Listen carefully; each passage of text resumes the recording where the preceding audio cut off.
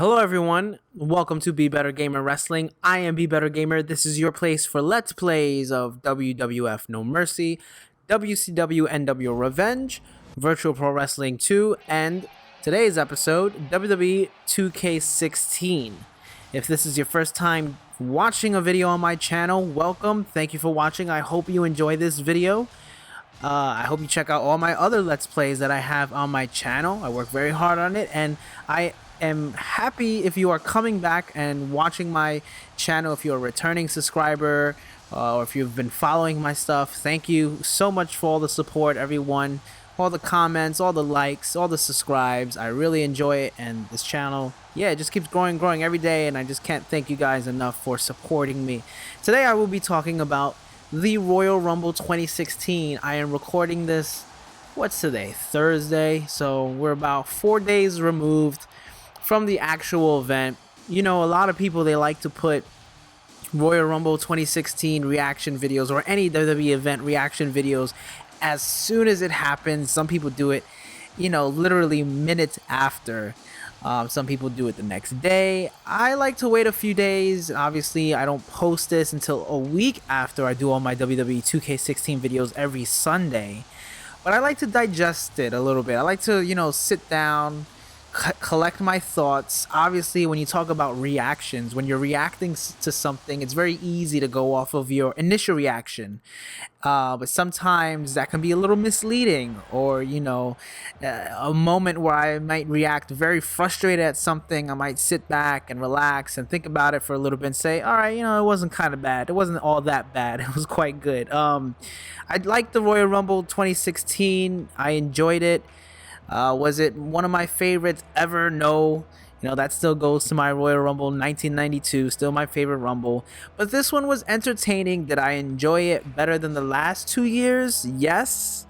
With a few, you know, asterisks. I'm not going to go ahead and give them like an A+. They definitely did a better job than they have the last two Royal Rumbles.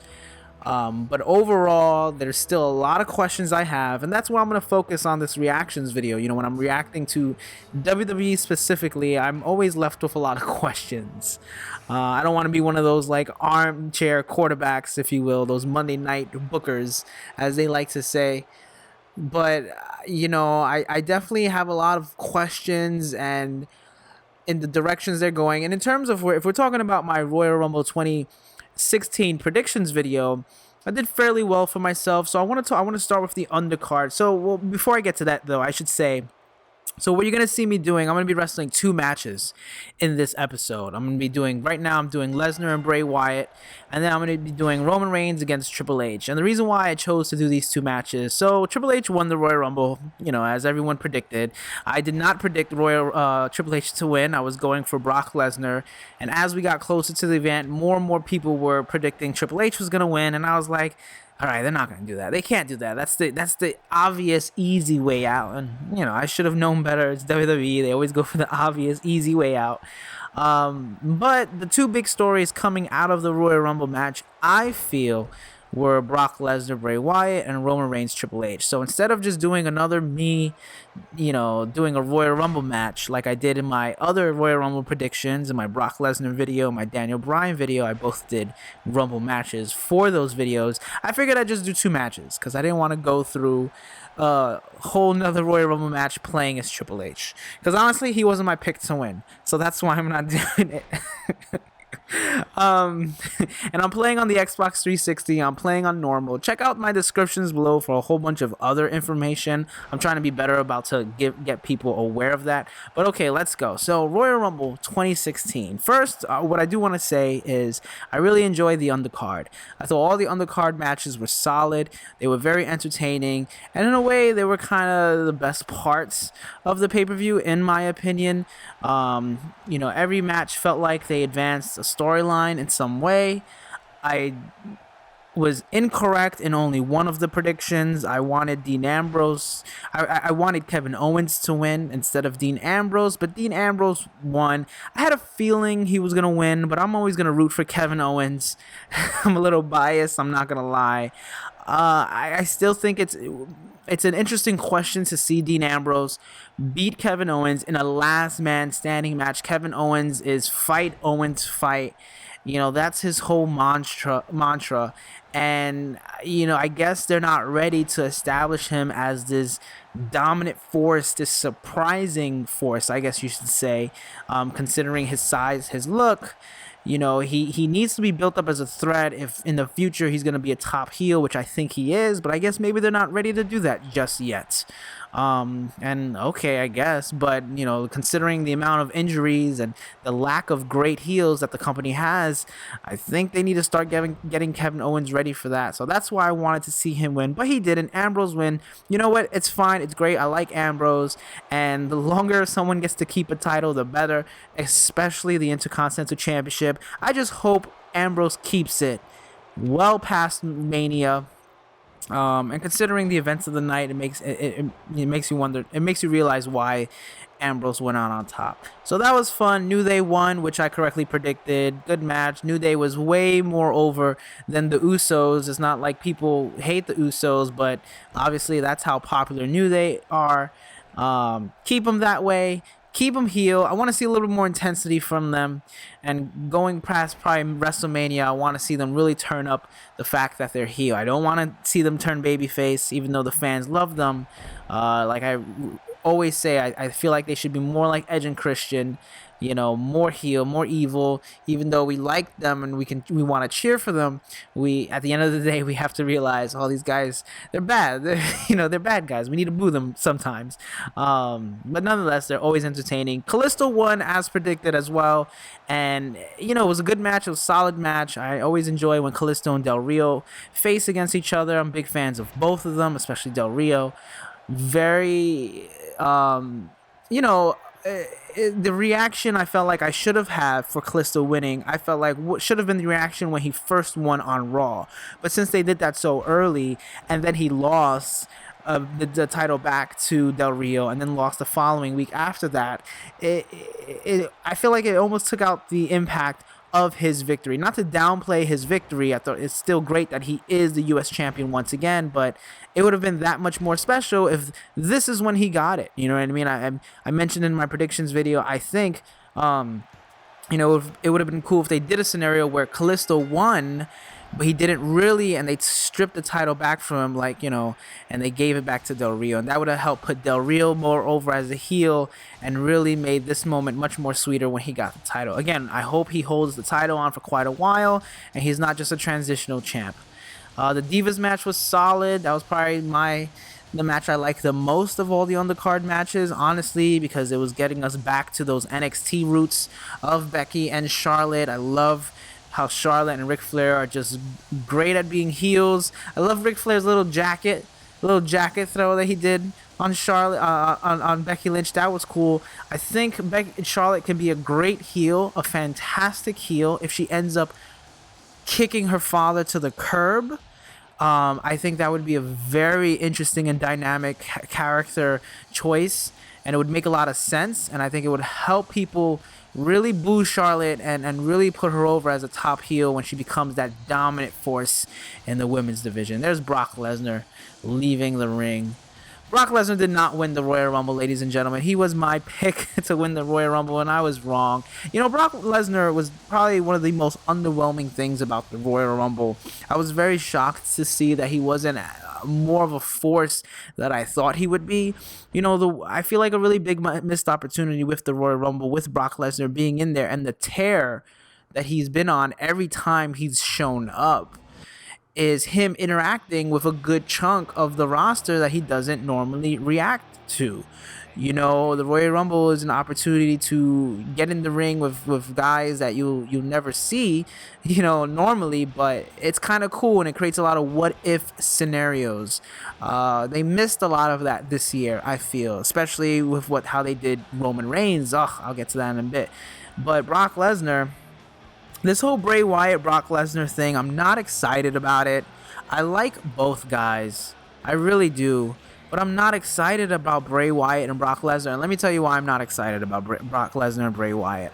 Brock Lesnar, the last time we saw him was beating Undertaker 3 times, essentially. Yeah, technically he lost that match against The Undertaker, but we all know he won. You know, just storyline purposes. So that was helping to establish that Brock Lesnar beating Undertaker wasn't a fluke at WrestleMania. He beat him.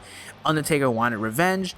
Brock Lesnar beat it again. It helped establish Brock Lesnar as a dominant heel and dominant wrestler, essentially, and it also helped close the chapter for Undertaker, because this is, you know, his farewell tour, if you will. I really do think he's retiring at WrestleMania.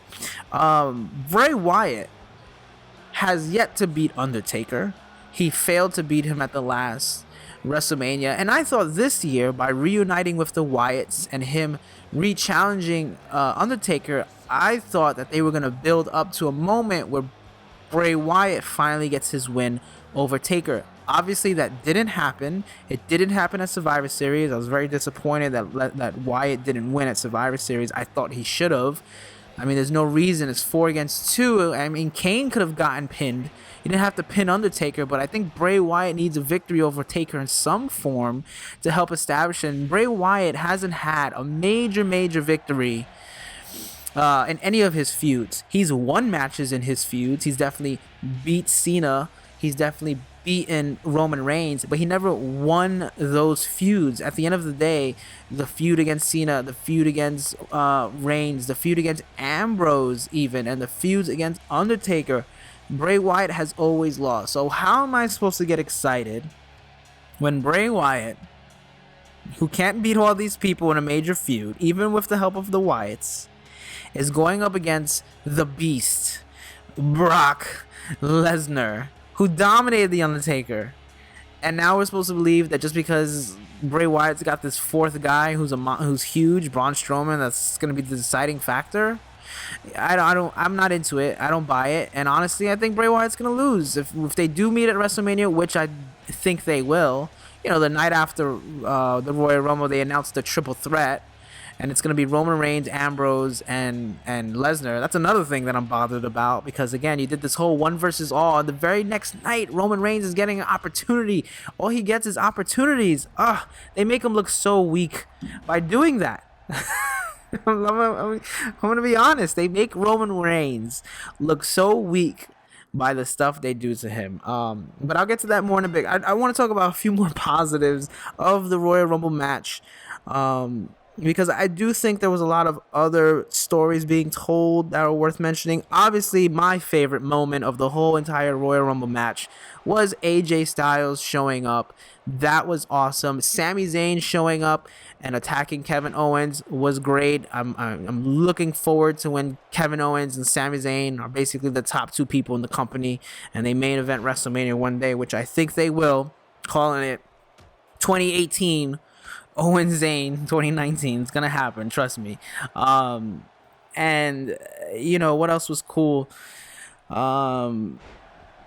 Jericho going the distance was an interesting choice. I would have put AJ Styles in that slot, honestly, to give AJ Styles his debut even more of an impact. I mean, he was debuting at number 3. Number 3, that's Ric Flair's number, all right? Ric Flair won the championship at that time. So but AJ Styles did good. He had great music. AJ Styles. I'm so excited AJ Styles is in the company. But I think it would have been even more interesting if he stayed in it longer, and if Roman Reigns stayed in it longer. I think the thing that frustrated me the most was that, you know, they were booing Roman Reigns when he showed up. And it's gonna happen. It's Orlando. But I think what got Roman Reigns even more heat was, so the League of Nations pulls him out from under the ropes and they put him through a table. You got both Dean Ambrose and Kevin Owens were in the last standing match. Kevin Owens went through 2 tables, okay? He's still competing in the Royal Rumble. And Roman Reigns, if he's strong, if he's okay enough, if he's well enough to go walk to the back, then why does he just go back into the Rumble? Also, why would Vince McMahon even allow that? All right, this is a problem with the Roman Reigns Triple H thing. There's so many plot holes, and I know people are gonna be like, whatever, you're looking too much into it. But no, I'm really not, because I think the reason why the fans are frustrated at Roman Reigns, because it's so blatantly obvious to see what they're doing, and it's so blatantly obvious to see the mistakes that are being made. There I go, I'm going into the special moves because I'm still learning this game. I'm like, wait, how do you? What's his special? What's his signature? Okay, Superman punch. Wait, how do I do it? Oh, I do it that way. Oh yeah, okay. Excuse me, I'm trying to still figure out how to play this game and how to do these specials. But it's so blatantly obvious the stuff they do. And if I think the whole, you build up this whole pay-per-view, one versus all, one versus all. It wasn't one versus all. It was one versus one. It was Roman Reigns against the Authority. It was Roman Reigns against Triple H at the end of the day. That's it. The rest of this Royal Rumble doesn't matter. And it also was nullified even more the next night when they just did the triple threat. Roman Reigns is walking out of WrestleMania the champion. The only way I don't see him walking away of WrestleMania without the title is if Seth Rollins shows back up and cashes in his Money in the Bank again, which is not going to happen. Okay, I don't see Lesnar Triple H. I don't see Ambrose Triple H, because if they were going to do Ambrose Triple H, Ambrose would have eliminated Triple H at the end of the Royal Rumble. There's no way that Roman Reigns isn't walking out of WrestleMania. So I ask, then what's the point of all of this? What is the point of doing one versus all if we're just going to have Roman Reigns walk out of WrestleMania with the title? The point is to establish Roman Reigns as a top babyface in the company, which I'm okay with. I still think he would have been a better heel, and I think there's still time to turn him heel. But when you have him walk out of the ring, walk away from the ring, okay, and into the back, and then show up at the end just to do his little spots, it doesn't help establish him as a top guy. Jericho was in there longer than him. Jericho was putting up a fight longer than him. Why didn't Jericho win it? Or why wasn't Jericho the last man with Triple H? Why? Because they want the story to be all about Roman Reigns and Triple H.